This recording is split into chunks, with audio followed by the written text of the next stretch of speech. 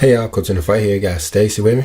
Shalom. And in today's video, we're going to be talking about the gathering of the elect. Okay. And whether it could occur on Passover. Mm-hmm. So in this video, what we plan to do is look down through certain scriptures that show that Passover could be the big day that we're waiting on. This big day where this gathering is to take place. Right. We see in 2nd Esdras that is going to take place during a feast day. Mm-hmm. Matter of fact, you want to go ahead and read one of those translations? Okay. The Common English Bible says, "Rise, stand, and see the number of those sealed at the feast." This, of course, is what we read over in the book of Revelation, chapter 7, talking about the 144,000 and the multitude that no man can number. Right. Well, we see here in 2nd Esdras that sealing that is to take place in Revelation chapter 7 is associated with one of the feast days. Mm-hmm. And in this video, we plan to show which one of the feast days. Of course, this is important looking in Matthew chapter 24, Mark chapter 13, as it's talking about the gathering of the elect. Right. So this is what we're talking about. Okay. The elect, the bride of Christ, whom the Bible was written for. This is kind of the biggest moment in the Bible, is when these people are gathered together. Okay. Like I said, we see this in the book of Matthew. Would you go ahead and read verse 31 out of chapter 24? "And he shall send his angels with a great sound of a trumpet, and they shall gather together his elect from the four winds, from one end of heaven to the other." Now, if we wanted to get into more of the timing of this gathering, we would have to examine this sound of the trumpet, which we've done in other videos. In this one, we're not really focusing on the exact year, just the festival day, Passover itself. Right. Because when we come over and look in the book of Jeremiah, chapter 38 in the Septuagint translation of the Bible, it says that we will be gathered at Passover. Okay. But notice that the King James Version doesn't say that. I see that. So what we're going to do is compare these two and try to figure out why this is. Okay. Who's right. All right. Well, let's read a little bit of this. If you would, go ahead and read from the King James first. Verse 8 says, "Behold, I will bring them from the north country, and gather them from the coast of the earth, and with them the blind and the lame, the woman with child, and her that travaileth with child together. A great company shall return thither." Very specific, huh? Right. It's talking about the woman and child and woman giving birth and the lame and the blind. Would you read it from the Septuagint translation? Okay, this is verse 8 as well. "Behold, I will bring them from the north, and will gather them from the end of the earth to the feast of the Passover, and shall beget a great multitude, and they shall return hither."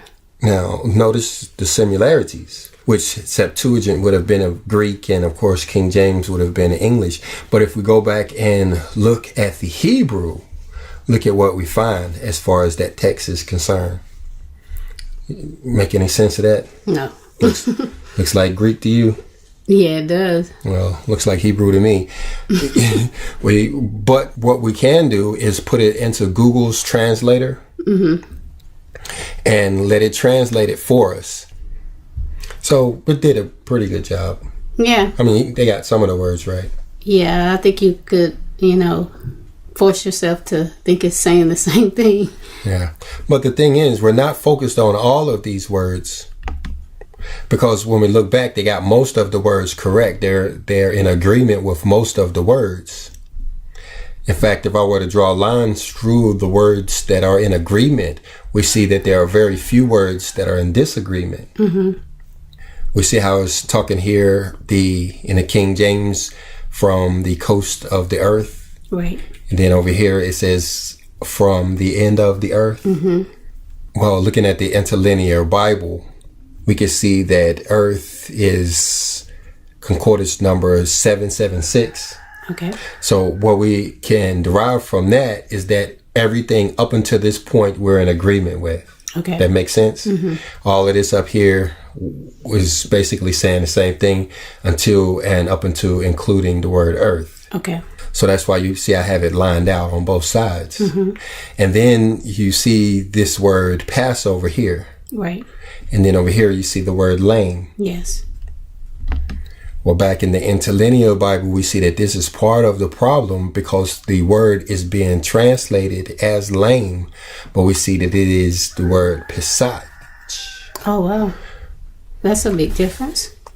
Well, not as big as you might think, because when we look at concordance, we see the definition of the word lame, but look at how it's spelled there. Those 3 letters. Mm-hmm. When we come back to Strong's number 6453, we say that it's pretty much the same word. Right. But that brings me to something that I learned today about the Hebrew language that I found quite fascinating. Matter of fact, would you go ahead and read this? In ancient Hebrew, there was no space between words, no chapters and scrolls, nor vowels, nor punctuation of any kind. Okay, and so think about that. No punctuation, no vowels, and no spaces. Mm-hmm. So that's what the translators were offered. So when they got the verse, it would have looked like that. Right. And also it's written backwards. Right. No spaces, no vowels, written backwards with no punctuation. And so they basically just had to go figure it out. Yeah, I would think that would be hard to decipher, especially with no spaces. Well, look what else it says. One had to learn to correctly divide the word of God as they used to teach. It had to be parsed carefully to distinguish the actual intended meanings based on specific context, as well as the additional meanings of words and sentences overlapping others, all of which were potentially valid and some of which were very intentionally valid, even with the same very specific overlapping context. All non-Hebrew translations therefore lack some of the additional Hebrew. In other words, they both could be right. It was basically up to the translator on which word he would use. Would he translate the word as Passover, or would he translate the word as lame? Right. So which one is correct?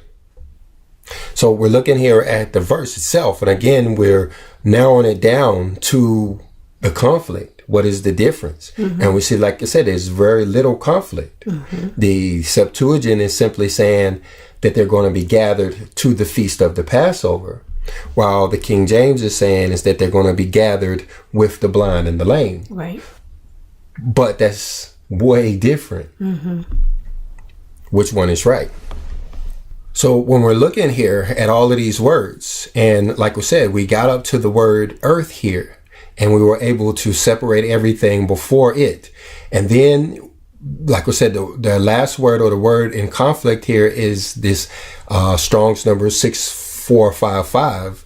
But everything after that, we can reconcile. We can make sense of everything after that. Mm-hmm. That's talking about the multitude that no man can number.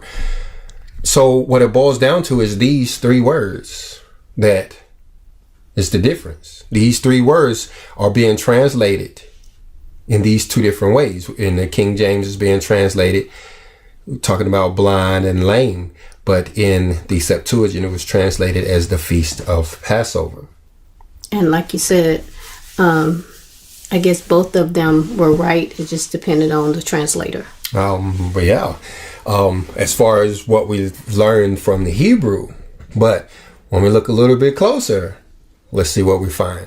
First of all, this is coming out of the interlinear Bible over there at Bible Hub. But notice here that this word doesn't have a concordance number.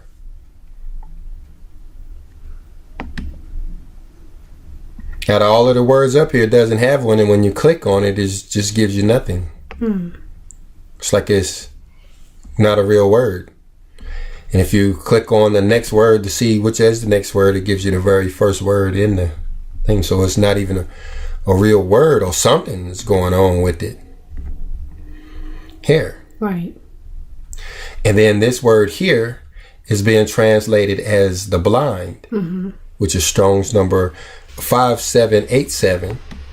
But when we click on it, we see that it have the definition of blind for those particular 3 letters, or it could be to make blind, like we see in 5786. But when we look at 5785, it says a skin. And 5784 could be chafe, or like chafe skin, or it could be exposed like a bare skin, like we see in Strong's number 5783, or even rouse or awake. All of these words are choices that the translators could have used. Right.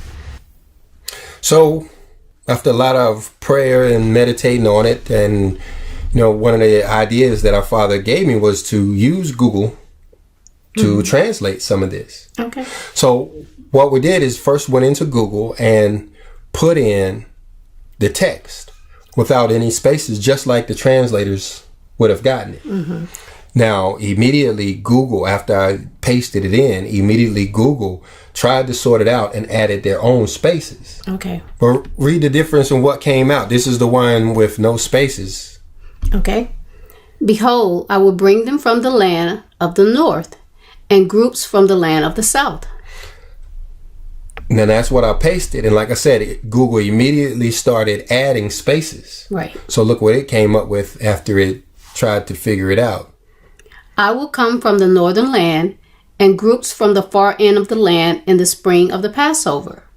And I will give birth to my children, Hadok the Great, and they will return here. So this is Google's actual first good attempt. That's a pretty good attempt. Yeah, it's getting closer, but it's getting closer to the Septuagint translation. Right. And we're just putting in the Hebrew letters here. And Google just added a space here or there, but this is what it came up with. Okay. So then I started trying to narrow it down, because like I said, most of the verse is in agreement. We're only out of agreement in certain parts of it. So I recognized the word Passover there, or Passat right there. And so look what happens when I deleted everything after that word. Okay. It starts talking about the spirit of Passover now. Google has translated it to where we're being gathered, or he's coming for us in the spirit Of Passover. And like I said, all that was deleting everything after Right. that. Because like I said, it was in agreement. So then we said that we were in agreement with everything up until the word earth. Right. Which will be included right here. So we go in and we delete everything up until those words. Up until the three words that are in question here. And look how Google translates those three words. In his memory, Passover. So really, it's this word right here that's in question. Because this one is either going to be translated as lame, right, or it's going to be translated as Passover. But this one here is the one that included the word that wasn't in the concordance. Okay. And the word that could have been both blind and skin. Right. But when you put those two together, it comes out as in his memory. In fact, if you separate the two words, it looks like in his skin.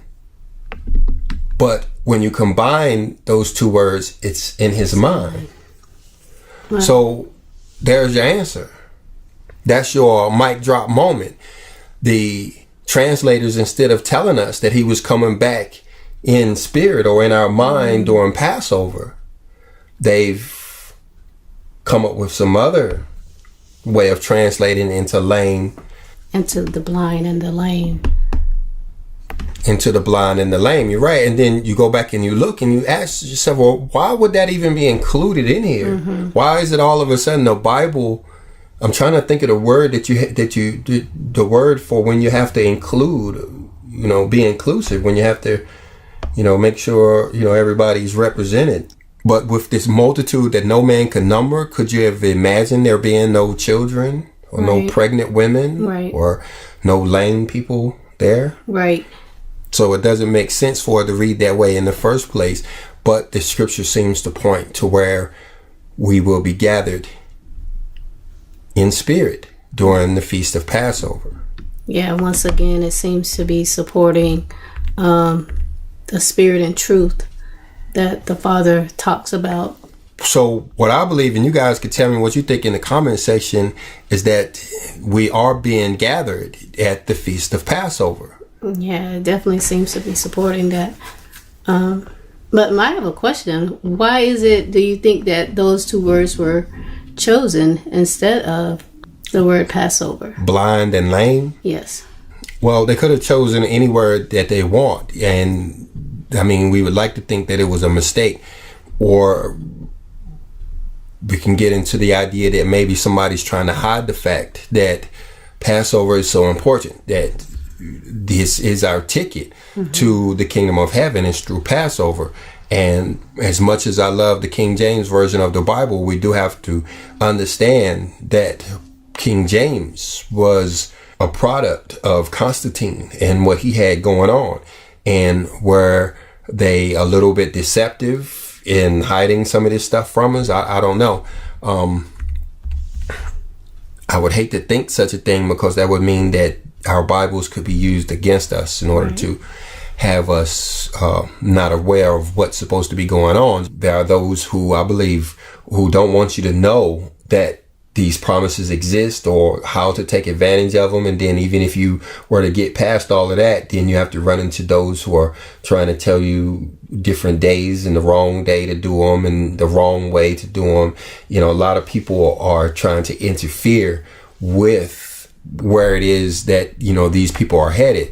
But at the end of the day, like we see in the book of Revelation, chapter 7, you know, they're going to be standing there on Mount Zion regardless, which, you know, kind of points to that spiritual side of this gathering that we were talking about earlier.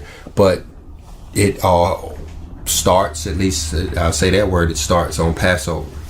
Yeah, I think that's, you know, that's amazing that you were able to be, you know, go in and pull that out, because, you know, if you didn't have the Septuagint, you might not have been able to pull that out of there. No, there's no other, as far as I know, you wouldn't have had any other hint to make you go look. Right. In the first place. It's there. I mean, it's written right there. You see the word Passat written right there. So it's already there. But, you know, they've got it hidden amongst the other texts. They've taken these three words and jumbled them up so that we can't figure out what we're being told, what the promise is, how to take advantage of this gathering, how to be a part of this gathering. So I guess, yes, yet another reason why the Feast of Passover is so important. Very important. That's why he gave us 2 opportunities to do it. So if you're watching this video late, just remember that we have second Passover, and then even then we can be baptized and go through that whole process again. But we all want to be a part of this kingdom, so let's continue to pray for one another, look out for one another. When we see something, let's say something and give our Father all praise and honor. With that, we want to say Shalom. Shalom.